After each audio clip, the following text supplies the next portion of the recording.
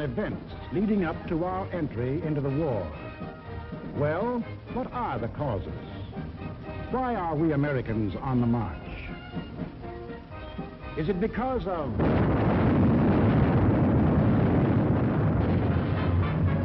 Pearl Harbor? Is that why we are fighting? Or is it because of Britain?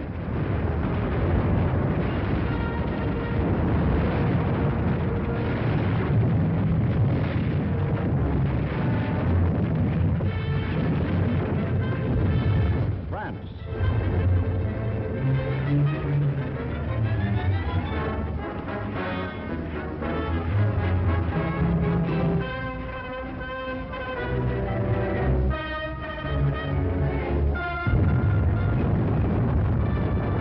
China?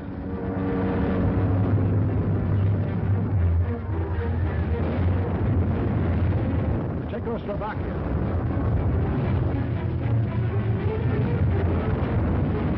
Norway?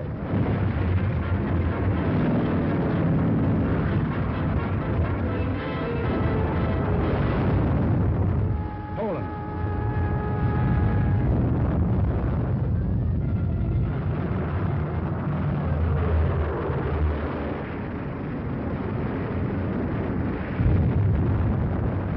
Holland? Greece?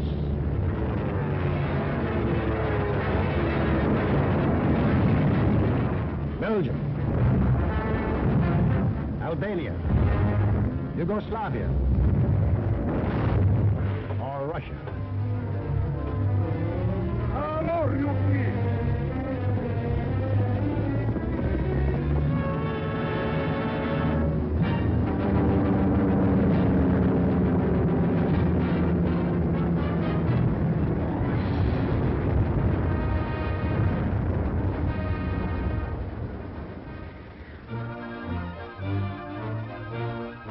Just what was it made us change our way of living overnight? What turned our resources, our machines, our whole nation into one vast arsenal, producing more and more weapons of war instead of the old materials of peace?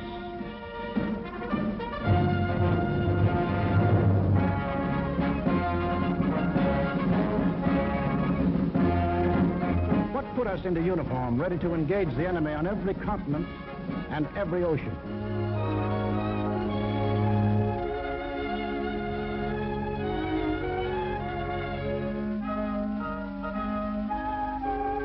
What are these two worlds of which Mr. Wallace spoke? The free and the slave. Let's take the free world first. Our world. How did it become free? Only through a long and unceasing struggle inspired by men of vision. Moses, Muhammad, Confucius,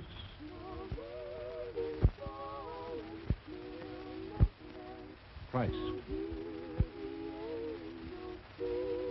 All believe that in the sight of God, all men were created equal. And from that there developed a spirit among men and nations, which is best expressed in our own Declaration of Freedom. We hold these truths to be selfish, that all men are created equal. It is the cornerstone upon which our nation was built, and the ideal of all the great liberators. Washington, Jefferson, Garibaldi, Lafayette, Kosciuszko, Bolivar, Lincoln.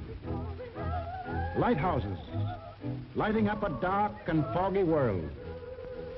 That government of the people, by the people, for the people, shall not perish from the earth. Fighting, living, dying. For what? For freedom.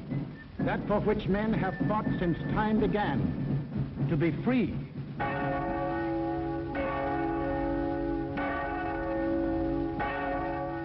Is life so dear or peace so sweet as to be purchased at the price of chains and slavery? Forbid it, Almighty God. I know not what course others may take, but as for me, Give me liberty, or give me death. But what of this other world? Here, men insisted that progress lay in killing freedom. Here, they were putting out the lighthouses, one by one. Here, the march of history was reversing itself. In Italy, it began when an ambitious rabble-rouser set his followers marching on Rome. The country, like every other country after the last war, was torn by political unrest, hard times, unemployment. Two courses were available to the Italian people. They could solve their problems in a free, democratic way, or they could let someone else do the solving for them. They made the tragic mistake of choosing the second course. They put their trust and faith in this one man. They believed he represented them. Actually, he planned to betray them for the selfish interests of himself and the group back of him, just as he had earlier betrayed those who first supported him. In Germany, another and even more forceful demagogue set his followers marching from the Munich beer hall. He too had the sinister opportunity to take advantage of post-war chaos.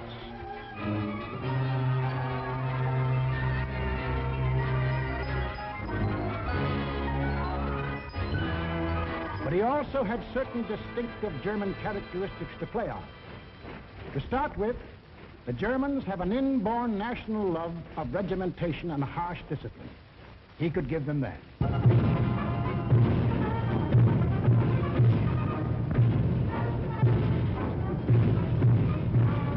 The German army, and through them the people, had never acknowledged German defeat in the last war and were anxious for revenge.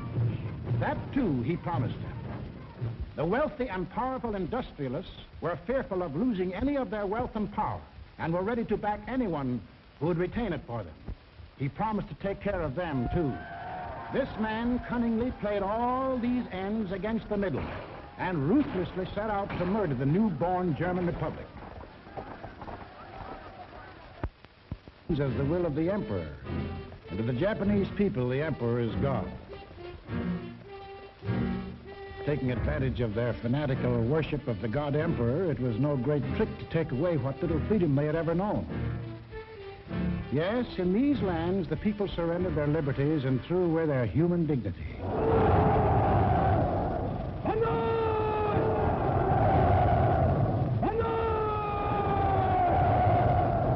They gave up their rights as individual human beings.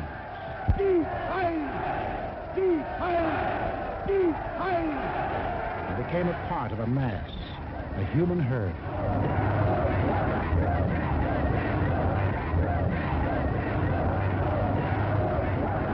Although these countries were far apart and different in custom and in language, the same poison made them much alike. Each got a new uniform. In Italy, the new bosses wore black shirts.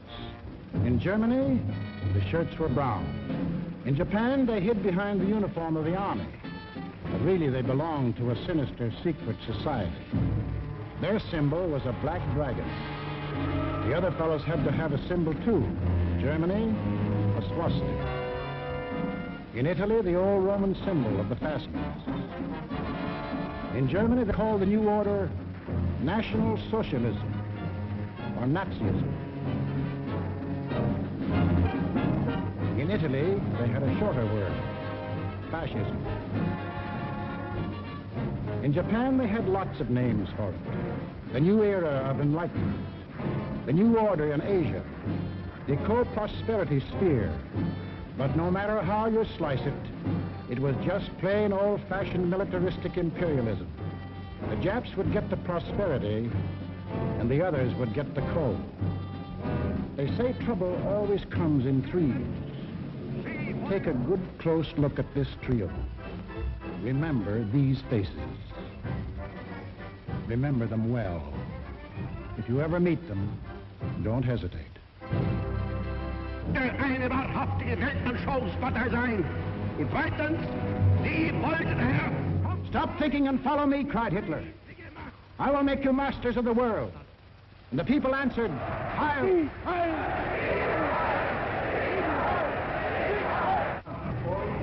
Stop thinking and believe in me, bellowed Mussolini, and I will restore the glory that was Rome. And the people answered, Duce, Duce. Stop thinking and follow your God Emperor, cried the Japanese warlords, and Japan will rule the world. And the people answered, Banzai, Banzai. Each system was alike in that the constitutional law-making bodies gave up their power. The Reichstag in Berlin, the House of Deputies in Rome, the Diet in Tokyo. And these elected representatives became collections of stooges, rubber stamp organizations. Applauding on cue the words of the leaders. Each system did away with free speech and free assembly. Each system did away with a free press and substituted a press controlled by the party. Through their ministries of propaganda, each took complete control of the theater, the movies, the radio. Every cultural activity and every channel of information was controlled by the most important members of the party. Each did away with free courts and trial by jury, and substituted courts and judges run by the party. Each abolished labor unions and the rights of bargaining for wages. Fertig machen zur Meldung! Achtung! Abteilung 6, 310 mit 13114 beim Grabenbau. Danke. Heiler! Heiler! Lassen Sie weiterarbeiten. Weiterarbeiten! And under the pretext of patriotism established a system of forced labor. Each enforced its decrees by an army of secret police who held the power of life and death over every individual. And for the few who still believed in freedom and said so, there was a ready answer.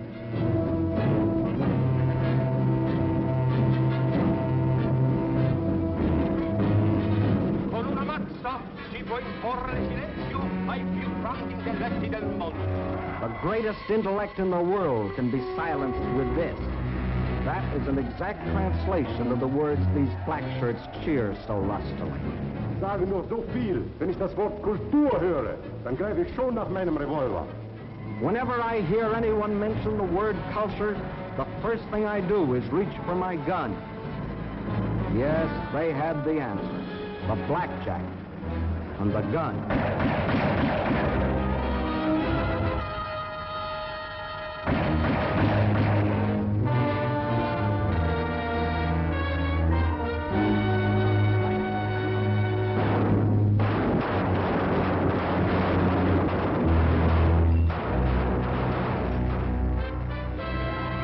In Italy, they did it different.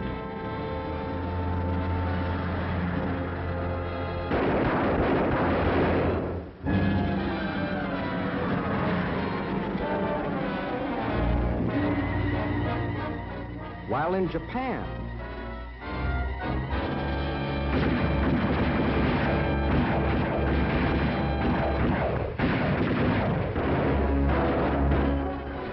to their names can be added those of hundreds and thousands of others who stood in the way of the new order. Finally, there is only one obstacle left.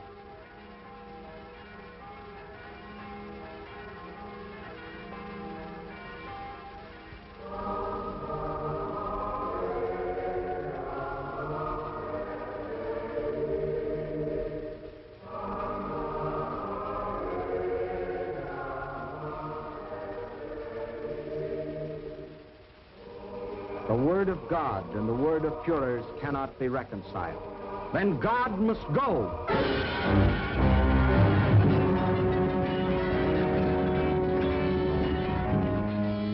I am absolutely clear in my own mind, and I think I can speak for the Führer as well, that both the Catholic and Protestant churches must vanish from the life of our people.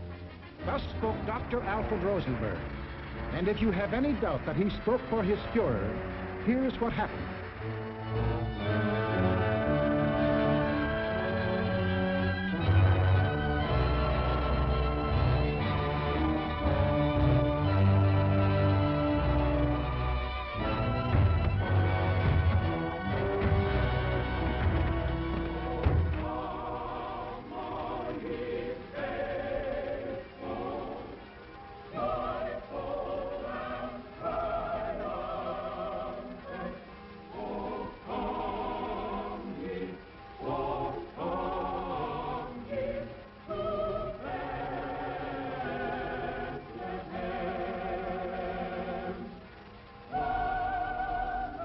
thousands of other men of God, Protestant, Catholic, Jewish, were persecuted, arrested, confined in concentration camps. Our Führer is the intermediary between his people and the throne of God. Everything the Führer utters is religion in the highest sense. It is only on one or two exceptional points that Christ and Hitler stand comparison, for Hitler is far too big a man to be compared with one so petty.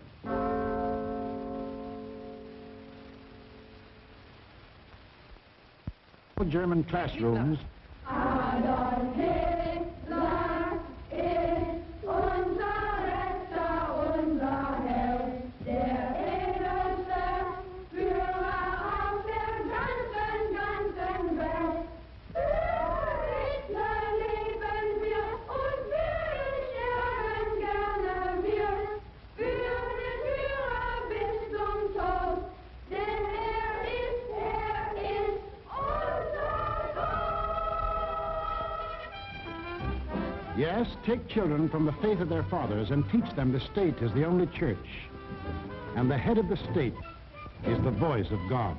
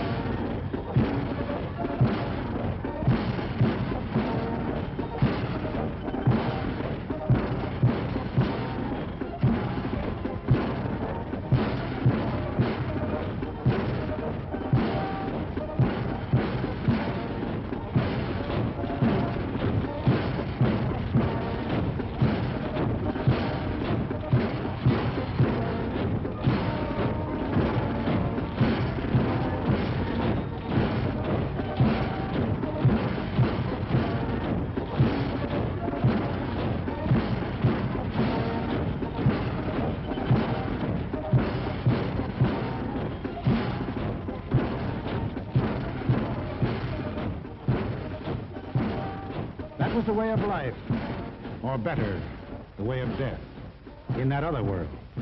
Now, what of our world, the democratic world? What did we want? What did we do about it? First of all, we wanted peace and security. And to prove our sincerity, in 1921, we initiated the Washington Disarmament Conference. This resulted in two vitally important treaties.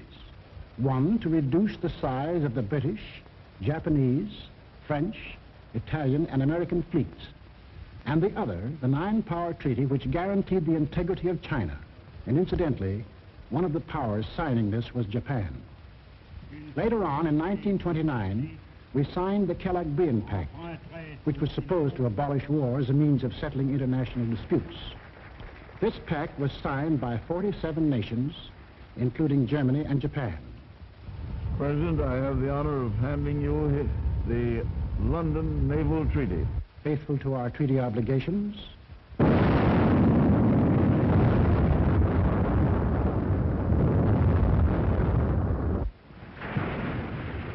we scrapped more than 60% of our naval tonnage, and our army was reduced to a standing force of 136,000 men, smaller than that maintained by the little state of Romania.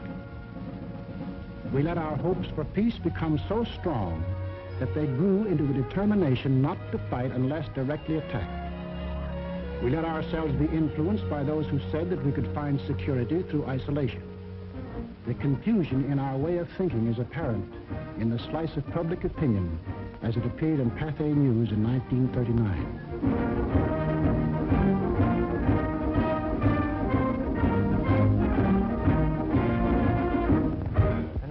Not for me. This time America should keep out, and I know I will.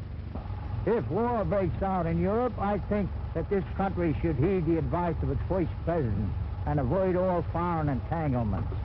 I haven't the slightest idea of European affairs. In the event of war in Europe, I think we should stay out of it entirely. And all our efforts should be made to keep out of the fight. Let Europe fight her own battles. They mean nothing to us. We should mind our own business. By all means, no. Yes, fight. No. No. Yes. If my country calls, yes. No. We simply did not want to understand that our individual and national problems were, and always will be, dependent upon the problems of the whole world. And we had individual and national problems to worry about, plenty of them, just as Germany, Italy, and Japan had. But we faced them in a democratic way. We passed laws to give working men a chance to improve their lot. We established an insurance program for those without jobs. We began to give old folks protection against want and hunger. We organized the CCC to provide our young men with healthy and useful employment. A federal works program came into being and changed the face of our nation with new roads, bridges, schools.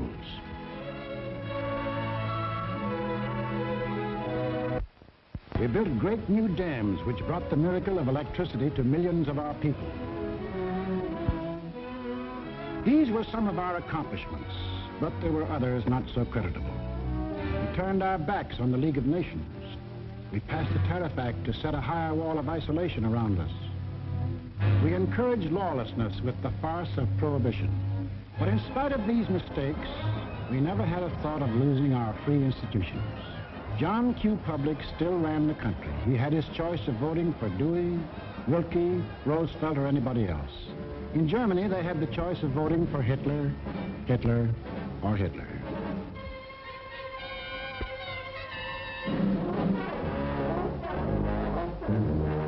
Over here, John Q. still read what he pleased. And although he heard of books being burned in other countries, he would have laughed if anyone had told him his books would ever be burned.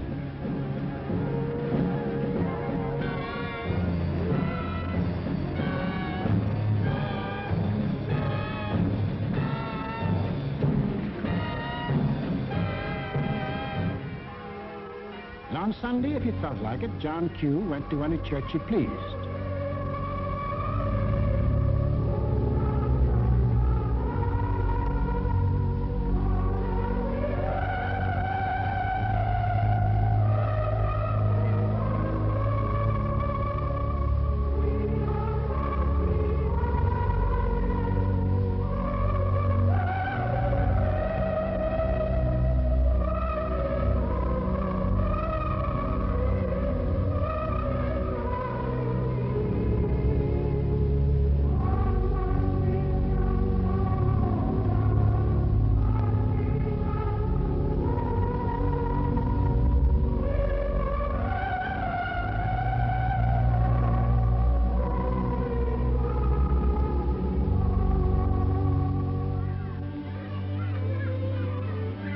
most of all, he got a kick out of seeing his kids grow up.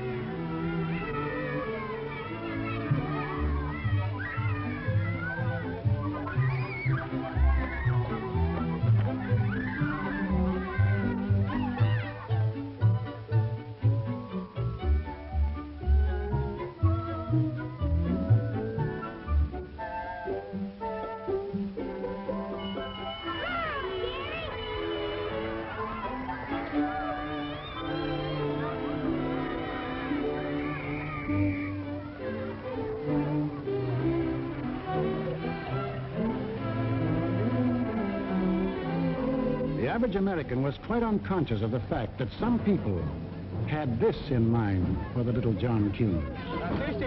Viel mehr, Jung. Wollt ihr auch so da?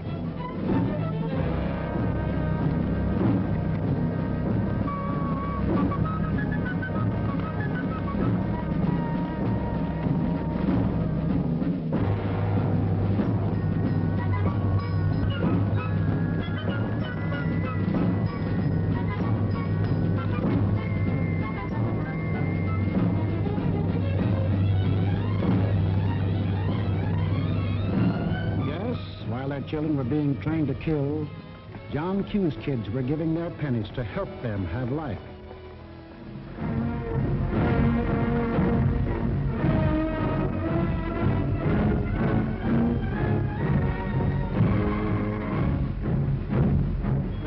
And when we saw these men in the newsreels, quite often we laughed. To us, they looked like characters in a musical comedy.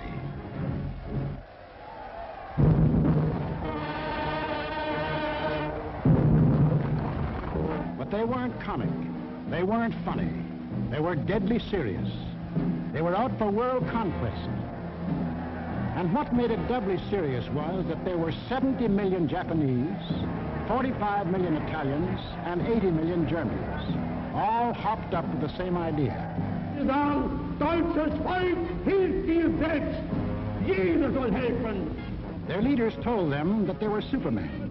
Herrenvolk, the Nazis called it. The master race, destined to rule all other peoples on Earth. Take a good look at these humorless men. These were to be the rulers of the ruling race. Leben, auch ihr bürgerliches Dasein ist gesichert in diesem nationalsozialistischen Staat. Obey us blindly, and you will attain your rightful place in the world.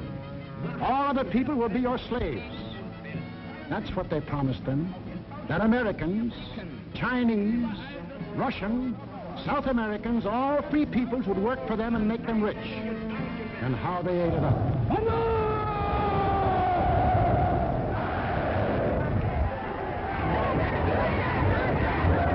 We shall restore the glory that was Rome.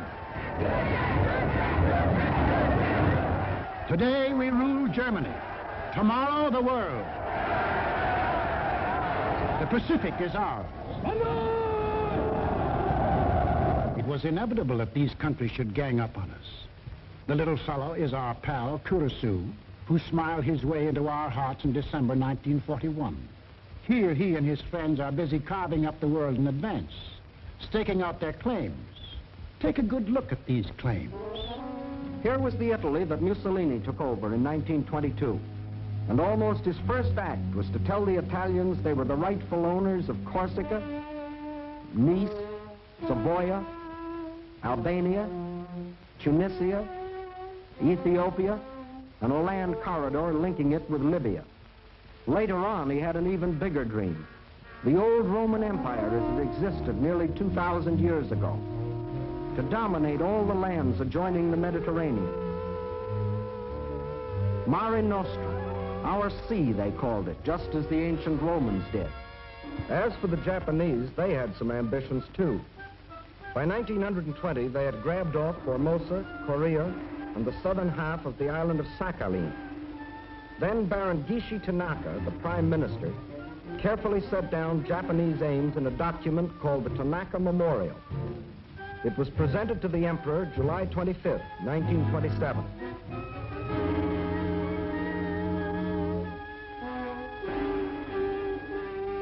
Here was their dream. Manchuria for raw materials.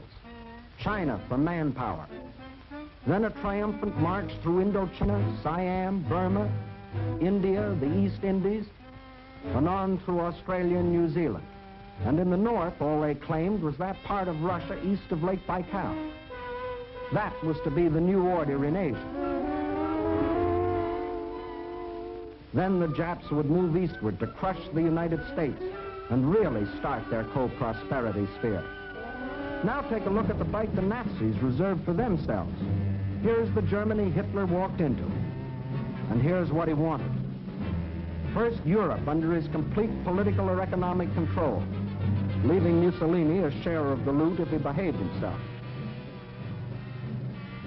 Then the drive to the east, through the rich oil lands of Iran and Iraq, into India.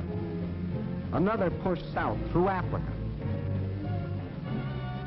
Then from Dakar, jump off to meet the honorary Aryans who were to move in on South America through the Pacific. At the same time, start across from the Scandinavian countries to hook up with his buck-toothed pals coming over from Siberia to join in the conquest of the United States. There it is, gents. All they left us was Shangri-La. And they'd claim that, too, if they knew where it was. If they had a chance, listen.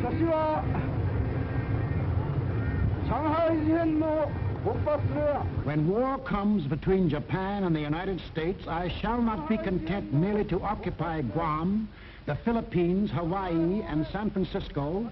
I look forward to dictating the peace to the United States in the White House at Washington. Yamamoto wrote those words on January of 1941. Yes, the conquering Jap army down Pennsylvania Avenue. That was the final goal. You will see what they did to the men and women of Nanking, Hong Kong, and Manila. Imagine the field day they'd enjoy if they'd marched through the streets of Washington. But before striking, a preliminary step was necessary. From Berlin, from Rome, from Tokyo, the campaign started. Propaganda to confuse, divide, soften up their intended victim. Put them on the defensive. Scream you're abused. Shout you're oppressed. The world's wrong. You're right. If you shriek it loud enough and often enough, they'll believe you. Above all, use their free press and their free speech to destroy them. Lebensraum, ja, Lebensraum, meine Volksgenossen. Lebensraum, they demanded. Living room. Our lands are overcrowded. But at the same time, they gave prizes to mothers who bore the most sons.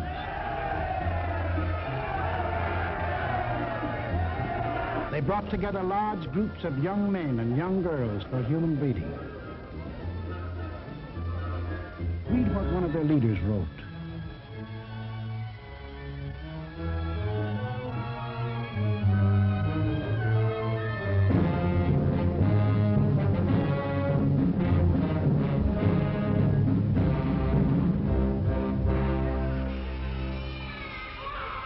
Of course, the children from this assembly line belong to the state to be scientifically trained for conquest.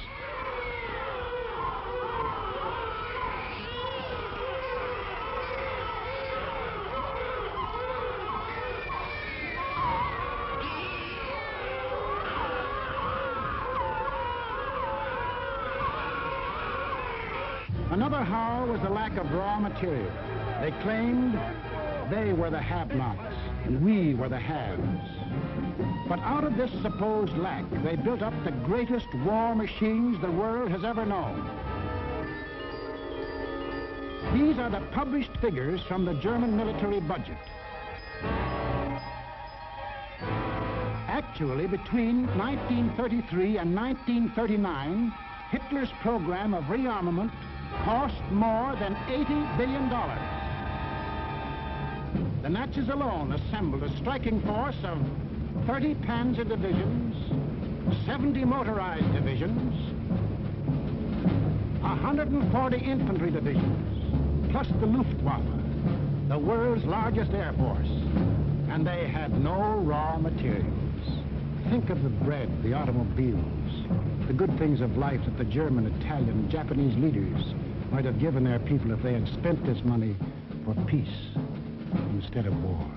You know what billions we are now spending to match their military force? No.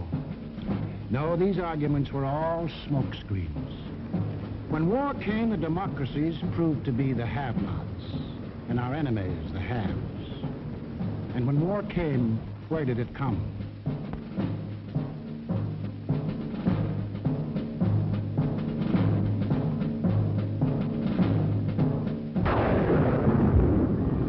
Remember that date, September 18th, 1931, a date we should remember as well as December 7, 1941.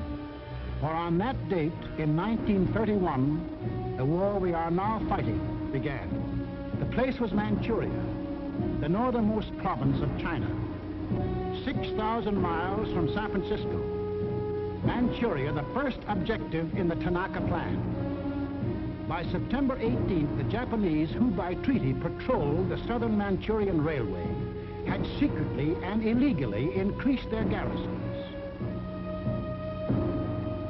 On the Korean-Manchurian border, an entire Japanese army was assembled, conveniently equipped for a winter campaign. All they needed was an excuse. They made their own.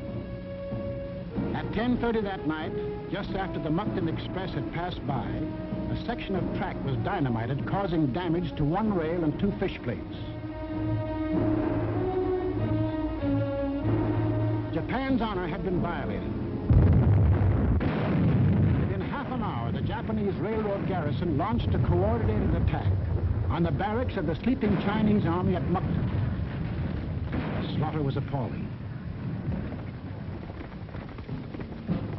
By midnight, the conveniently placed Japanese army poured across the Korean border, and the first open act of aggression, the invasion of Manchuria, was on. In 4 days, they had occupied the whole of southern Manchuria, and shortly after, the whole country. Manchuria became Manchukuo, a puppet state with an obedient stooge on the throne, Henry Puyi, a weakling whom the Japanese had prepared for the job with 7 years of women and song. In Washington, Henry L. Stimson, then Secretary of State, now Secretary of War, sent out a blistering denunciation of the attack. The League of Nations sent a committee of 5, headed by Lord Lytton and including our own General Frank McCoy, to Manchuria to investigate. In October of 1932, the committee issued its report. We found that the Japanese occupation of this large part of China was not justified on the ground of self-defense, and that the new state which had been set up was a Japanese protectorate rather than a genuine case of Manchurian self-determination. Shortly after, the League condemned Japan as an aggressor nation. À son Excellence, Monsieur Matsuoka, délégué du Japon. I call on His Excellency, Monsieur Matsuoka, delegate of Japan.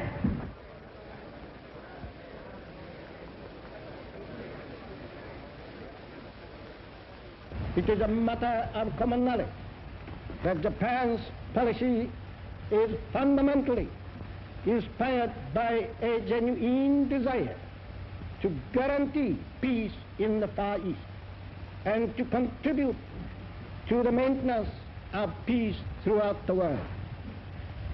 Japan, however, finds it impossible to accept the report adopted by the Assembly.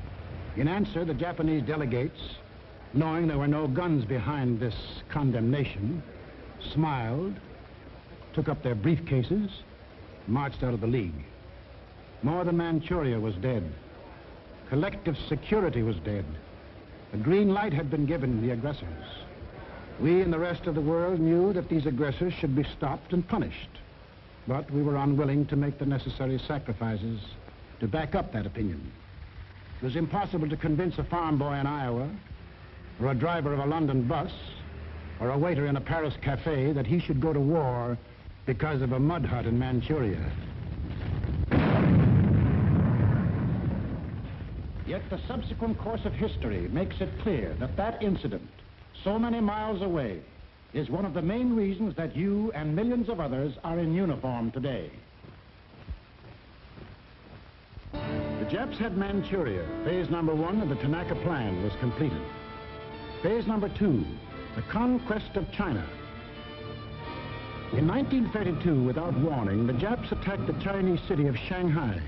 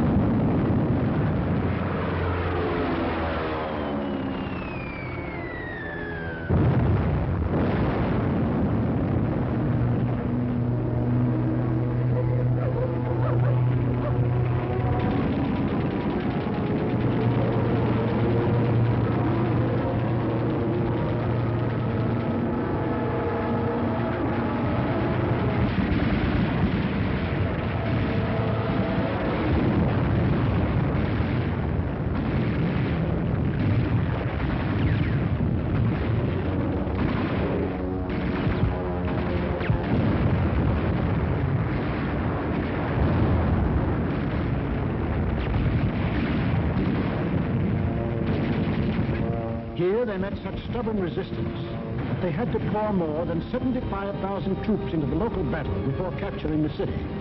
This resistance made them decide to shift their campaign to the north, and in 1933 they added the province of Yehol to Manchuria.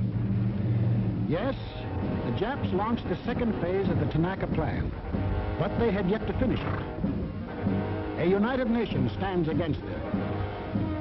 Under the inspired leadership of General Chiang Kai-shek, the Chinese people fought and still fight on.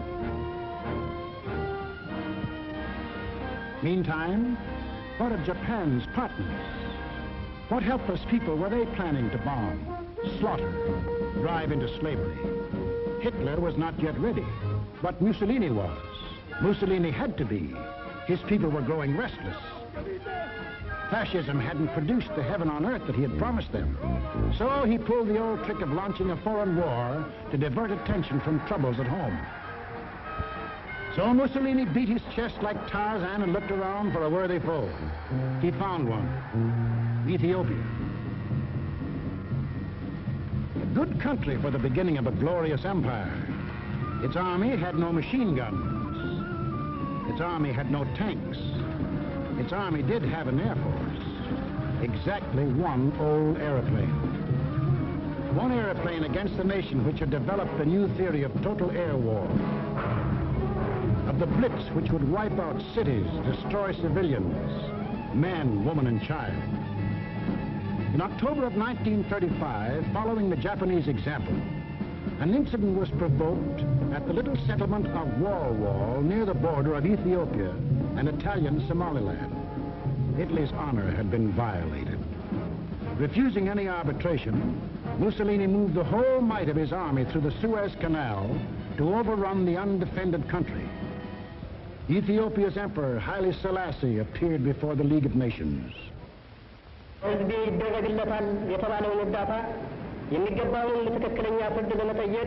I must still fight on until my tardy allies appear, and if they never come, I say to you without bitterness, the West will perish.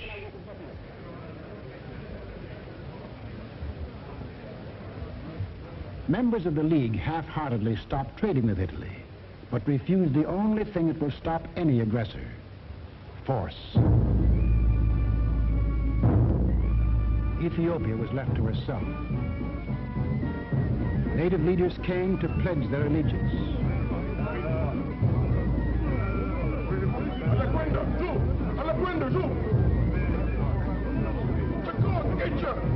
Like a people of Ethiopia, with their spears and bare hands, faced the guns and the tanks of the invaders, fighting desperately and gallantly to save their country from conquest.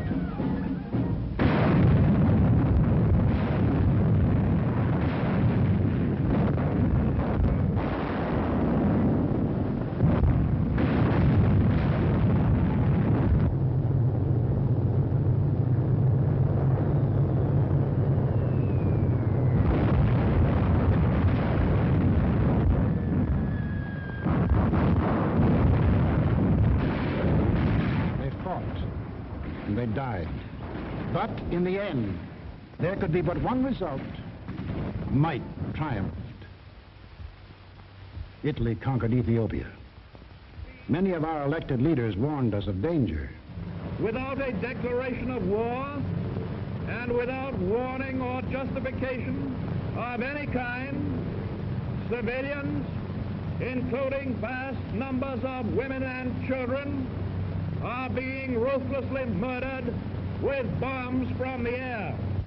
But we were still hypnotized by the fact that two broad oceans stood between us and the rest of the world.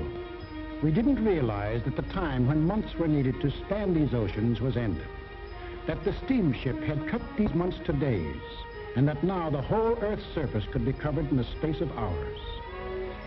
Yes, we were a nation that wanted peace, but we hadn't yet learned that peace for us depends on peace for all. Nobody would run the risk of war because of some mud huts and barren plains in Ethiopia, any more than we would run the risk for some similar huts and plains in Manchuria. Correctly interpreting our attitude, the aggressors were all the surer that they could get what they wanted. Japan had started on her march of conquest. Italy had begun her new empire. And now the third gangster. What about him? We'll take him up in our next film and show how he joined his partners and put in his bid. For this is what we are fighting. Freedom's oldest enemy. The passion of the few to rule the many. This isn't just a war. This is the free people's life and death struggle against those who would put them back into slavery. The free peoples of America and Britain, of Russia and China, of Canada, Australia, and all the 30 United Nations that have sworn that man shall still remain free. That is the cause in which we fight. We lose it, and we lose everything. Our homes, the jobs we want to go back to, the books we read, the very food we eat, the hopes we have for our kids, the kids themselves. They won't be ours anymore. That's what's at stake. It's us or them. The chips are down. Two worlds stand against each other. One must die, one must live. 170 years of freedom decrees our answer.